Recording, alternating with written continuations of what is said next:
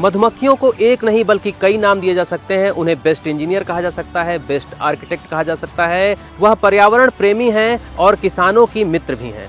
दरअसल मधुमक्खी के पास दो पेट होते हैं। एक पेट का प्रयोग वह फूलों का रस संग्रहित करने के लिए करती है। फूलों के रस से एक बार अपना पेट भरने के लिए उन्हें लगभग 1000 फूलों का सफर तय करना पड़ता है। और जब फूलों के रस से पेट भर जाता है, वह मधुमक्खी अपने छत्ते में वापस लौटती है और उस रस को बाकी मधुमक्खियों के मुंह में 1 बाय 1 वह डालती हैं, क्योंकि एक मधुमक्खी के मुंह के सलाइवा में उतना एंजाइम नहीं होता जो कि उस रस को शहद में बदल सके।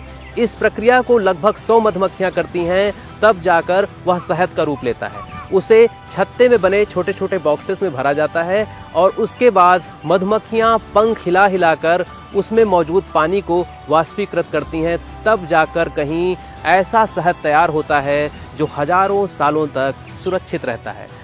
मधुमक्खियों का जीवन काल 3 से 4 साल का ही होता है और पूरे लाइफ पीरियड में वह मुश्किल से 1 चम्मच शहद ही बना पाती हैं। और इस 1 चम्मच शहद को बनाने के लिए उन्हें लगभग 1.5 लाख किलोमीटर का सफर तय करना पड़ता है, जो कि पृथ्वी की परिधि का लगभग 4 से 5 गुना है। अब चूंकि उनके हैबिटेट खत्म हो चुके हैं, फूल और फुलवारियां खत्म हो चुकी हैं, ऐसे में उनका यह सफर और भी कठिन हो जाता है। इतनी मेहनत और इतनी जद्दोजहद के बाद जो शहद तैयार होता है वह हजारों साल तक सुरक्षित होता है। उसमें होता है विटामिन B6, एंटीऑक्सीडेंट्स, प्रोटीन, बहुत सारे मिनरल्स, फ्रक्टोज, सुक्रोज, ग्लूकोज और भी तमाम चीजें। और यह शहद गुणकारी होता है, लाभकारी होता है, स्वाद के लिए, सेहत के लिए।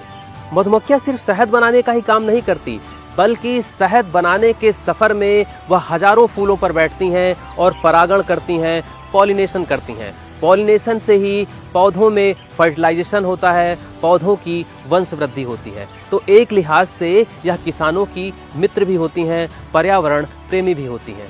इतने काम करने के बावजूद भी मधुमक्खियों की आबादी लगातार घट रही है, उनके आवास लगातार घट रहे हैं। उसके पीछे कारण है पेस्टिसाइड्स का प्रयोग, अंधाधुंध शहरीकरण और पैरासाइट्स से होने वाली कई बीमारियां। और उस पर भी सबसे बड़ी दुखद खबर यह है कि सिंगापुर सरकार ने अब मधुमक्खियों को खाने की भी इजाजत दे दी है।